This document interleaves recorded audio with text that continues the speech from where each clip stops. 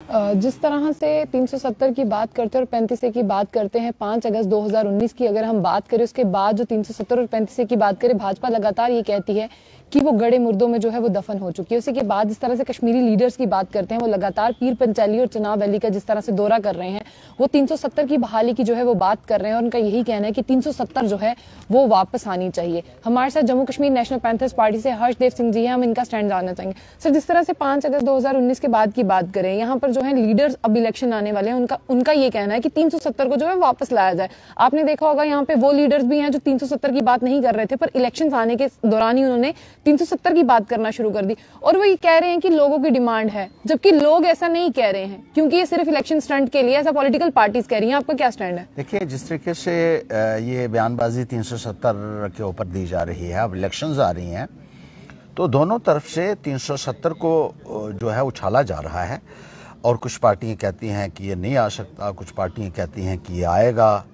और अपना अपना सियासी मकसद जो है, अपने मोटिव्स जो हैं उनको लेकर वो बयानबाजी कर रही हैं। ऐसा इलेक्शन में होता है, कोई बड़ी बात नहीं है, क्योंकि जब पहले इलेक्शन हुई थी तब भी आपने देखा होगा कि बीजेपी और पीडीपी एक दूसरे के खिलाफ तलवार लेकर खड़े थे और बीजेपी कहती थी कि हम इनको पीडीपी वालों को ख़त्म करेंगे, पीडीपी कहती थी हम बीजेपी वालों को ख़त्म करेंगे, और बाद में दोनों ने हाथ मिला लिया, गले लग गए वो, और लोगों को जो है वो अपने हाल पर छोड़ दिया उन्होंने। उस वक़्त लोग तो बड़े हक्के बक्के रह गए कि हो क्या गया है।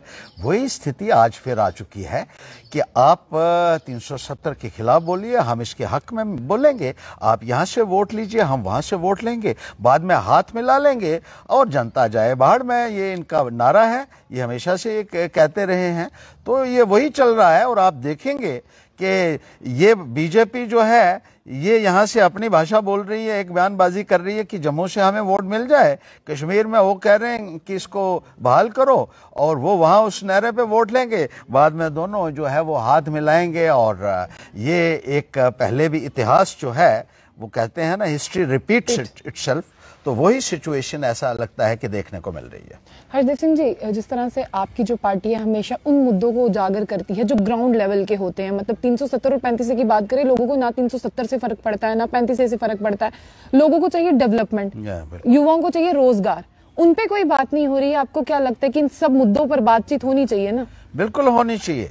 अरे 370 के ऊपर आप इस मौके के ऊपर चर्चा कर रहे हैं जब वो सुप्रीम कोर्ट में सब जुडिस है, और जो मसला सब जुडिस होता है उसके ऊपर पब्लिक में कोई चर्चा की गुंजाइश नहीं होती है और ना ही करनी चाहिए, क्योंकि कायदा ये कहता है, कानून ये कहता है, सुप्रीम कोर्ट ये कहता है कि एक बार जो मसला कोर्ट के अधीन हो, उस मसले के ऊपर पब्लिक में कोई भी बहस नहीं होनी चाहिए, कोई चर्चा नहीं होनी चाहिए।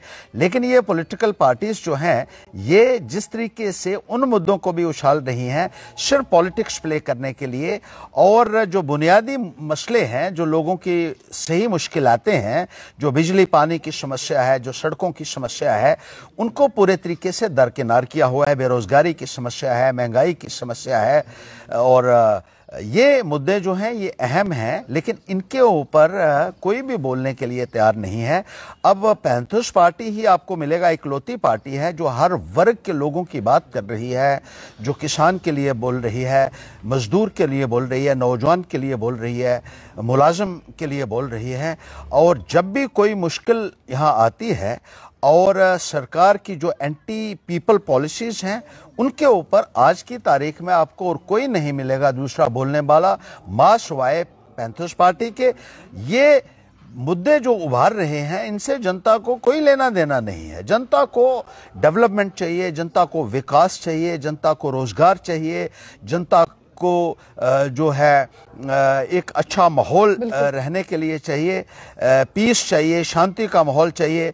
उनके ऊपर चर्चा नहीं हो रही है, लोगों का ध्यान भटकाया जा रहा है, क्योंकि ये पॉलिटिकल पार्टीज इन इश्यूज के ऊपर फेल हो चुकी हैं और इन्होंने कभी नौजवानों की बात नहीं की, इन्होंने कभी मुलाजमीन की जो परेशानी है उनकी बात नहीं की, किसानों को इन लोगों ने कभी उनके मसलों के बारे में बात नहीं की। तो ये चीज़ें हैं डेवलपमेंट के लिए जब लोग करा रहे थे पिछले 6-7 वर्षों से, तो उस वक्त भी ये लोग पूरे तरीके से नज़रअंदाज लोगों को, आम लोगों को करते रहे। तो यही एक वजह है कि आज ये जो है दूसरे मुद्दे जो हैं उनको तूल देने की कोशिश कर रहे हैं, लोगों को गुमराह करने के लिए। चलिए, मैं जिस तरह से फार्मर प्रोटेस्ट की आपने एक बात की, बहुत एक लंबा प्रोटेस्ट जो है वो यहाँ पर चला है, और यहाँ पर जिस तरह से आपने देखा कि एक ही दिन में जिस तरह से डिसाइड हो जाता है सुबह उठ के कि जो 3 काले कानून है वो वापस लिए जाएंगे, उसके बाद में अगर हम किसानों के नेताओं की बात करें, वो वहां से उठने के लिए तैयार नहीं थे। आपको क्या लगता है कि किस तरह से आप इसको देखते हैं कि अगर हमारे प्रधानमंत्री ने उन्हें जो है वो उठने के लिए कहा, फिर भी उठने के लिए वो तैयार ना हुए, और इसके बदले में वो और चीजें जो लेकर सामने आ रहे हैं? अगर एमएसपी का बड़ा मुद्दा देखें तो देखिए, एमएसपी का तो वाकई बहुत बड़ा मुद्दा है, और अगर 3 कानून वापस करवाए हैं तो ये तो मैं समझता हूँ कि किसानों की हिम्मत है, और जिस तरीके से उन्होंने तानाशाही को एक करारा जवाब दिया है, कानूनों को वापस कराया है, उसके लिए किसान जो है मुबारकबाद के हकदार हैं। और किसानों के ऊपर जो केस डाले गए हैं वो केस वापस होने चाहिए, इसमें कोई दो राय नहीं है, और मिनिमम सपोर्ट प्राइस होना चाहिए। देखिए, अब किसानों को अपना हक नहीं मिलता है।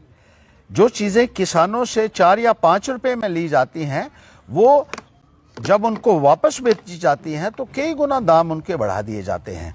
अब मैं आपको बताऊं कि टमाटर ही है जो 5 रुपए किलो जो है वो किसानों से, हमारे जैसे गांव हैं उधमपुर में, जैसे चिनैनी जैसे इलाके हैं वहाँ ये बहुत होता है, तो उनसे 5-5 रुपए किलो लिया जाता है, और जब वो खरीदने जाते हैं तो 100-100 रुपया किलो उनको बेचा जाता है। तो ये एक बहुत बड़ी ज्यादती है।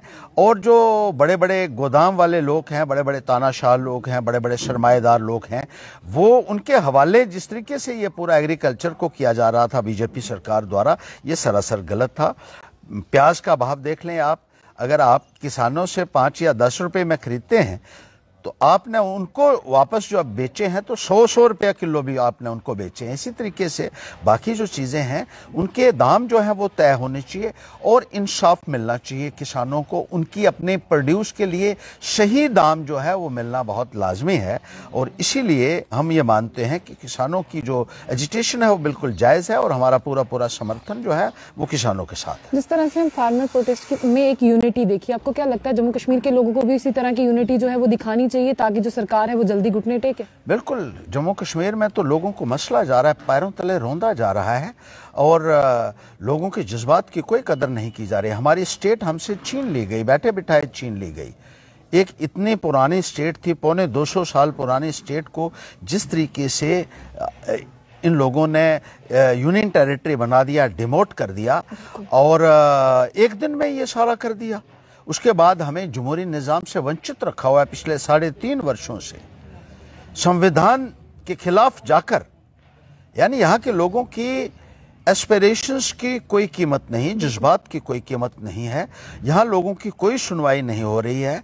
यहाँ लोग जो हैं बुनियादी सुविधाओं के लिए तरस रहे हैं, और बिजली जैसी समस्याएं, पानी जैसी समस्याएं, सड़कों की हालत ख़राब है, स्कूलों की आप हालत देख लीजिए, अस्पतालों में डॉक्टर नहीं हैं, इक्विपमेंट्स नहीं हैं। तो ये चीज़ें जो हैं, ये चीज़ें लाजमी हैं, और इनकी तरफ सरकार का ध्यान होना चाहिए था, जो नहीं हो रहा है। और इसलिए अलग अलग किस्म के मुद्दे उठाकर लोगों का ध्यान भटकाने की जम्मू कश्मीर में कोशिश की जा रही है। एक लास्ट सवाल मैं आपसे ये पूछना चाहूंगी, जिस तरह से आप जम्मू कश्मीर के हालातों से भली भांति परिचित है, आपने देखा कि ग्राउंड पर कितना काम हुआ है, लेकिन फिर भी यहाँ पर जो बीजेपी है उसने कह दिया है कि इस बार 50 से पार। आपको क्या लगता है 50 से पार होगी? 50 जो उन्होंने रखा अच्छी बात है, लेकिन 50 आप पंच बनाने की बात कीजिए आप। मुझे नहीं लगता है कि आपके पंच भी आप बनेंगे 50। जो हालत है गांव में, अगर आप चले जाइए तो लोगों में एक भारी रोष आपको देखने को मिलेगा, एक इतना गुस्सा है लोगों के अंदर लेकर। आपने तमाम रोजमर्रा की जिंदगी की जरूरियात की जो चीजें हैं उनके भाव आसमान के ऊपर पहुंचा दिए हैं, और बेरोजगारी का ऐसा आलम है जैसा आज तक देखने को नहीं मिला। आज के दौर में 22.6% जो है अनएम्प्लॉयमेंट रेट पहुंच चुका है, जो आज तक देखने को नहीं मिला है। बेरोजगार नौजवान जो है वो इंतजार कर रहा है कि कब आप इलेक्शन में आए और कब आपको सबक सिखाएं। ये आपको बात को समझना होगा। डेवलपमेंट में आप फिसड़ी साबित हुए हैं, भ्रष्टाचार का बोलबाला है। आप देख रहे हैं कि आए दिन दफ्तरों में जो है वो भ्रष्टाचार के मामले देखने को मिल रहे हैं, जहां तक कि लोगों के पैसे इस सरकार ने लूट लिए, इनके अधिकारियों ने लूट लिए हैं। अभी हाल ही में ये खुलासा हुआ है, एक मैं आपको बताऊं कि अभी आरटीआई मैंने रामनगर के विषय में लगाई थी कि पीएमजीएसवाई का पैसा जो इन एसडीएम्स को दिया गया था, एसडीएम रामनगर ने वो पैसा 9 सालों से उन लोगों को नहीं दिया था जिनके घर तोड़े गए थे पीएमजीएसवाई की सड़कें बनाने के लिए। और फिर जब हमने दबाव बनाया तो चंद एक घरों को अब दिए गए हैं, लेकिन बहुत सारे ऐसे घर हैं जिनका पैसा आया हुआ है पीछे से, और उनका पैसा 9 सालों से अगर उनको नहीं दिया गया है, इससे बड़ी भ्रष्टाचार की क्या मिसाल होगी। और मैं सरकार को यह पूछना चाहता हूं कि डेडवुड से आपका क्या मकसद है, क्या डेफिनेशन आपकी डेडवुड की है, करप्ट की आपकी क्या डेफिनेशन है कि जब 9 सालों तक जो पैसा लोगों का पैसा है, गरीब लोगों का पैसा है, वो उनको नहीं दिया गया है, वो पैसा आपने अपने पास रखा हुआ है, क्या उसके लिए आपको जवाब नहीं देना है? एक बहुत बड़ा प्रश्न है जिसका जवाब इस सरकार को देना होगा, बीजेपी के नेताओं को देना होगा। जी बहुत बहुत शुक्रिया। ये थे हमारे साथ हर्षदेव सिंह जी। जब इनसे बात हुई और अक्सर लीडर से बात होती है, उनका भी यही कहना होता है कि असल मुद्दा 370 और 35 से नहीं है, बेरोजगारी और डेवलपमेंट है, जो कि ग्राउंड पर आके देखना चाहिए। आने वाले इलेक्शंस के लिए जिस तरह से अगर हम बात करें, यहाँ पर 370 और 35 का राग अलापा जा रहा है, बट कहीं ना कहीं उसे पीछे छोड़कर अब जो है यहाँ पर डेवलपमेंट और रोजगार की तरफ ध्यान दिया जाए, ताकि जम्मू कश्मीर का जो भविष्य है वो उज्जवल हो सके। तो ऐसी और भी अपडेट्स के लिए देखते रहिए जम्मू बुलेटिन। आशिया खान के साथ, अल्लाह हाफिज।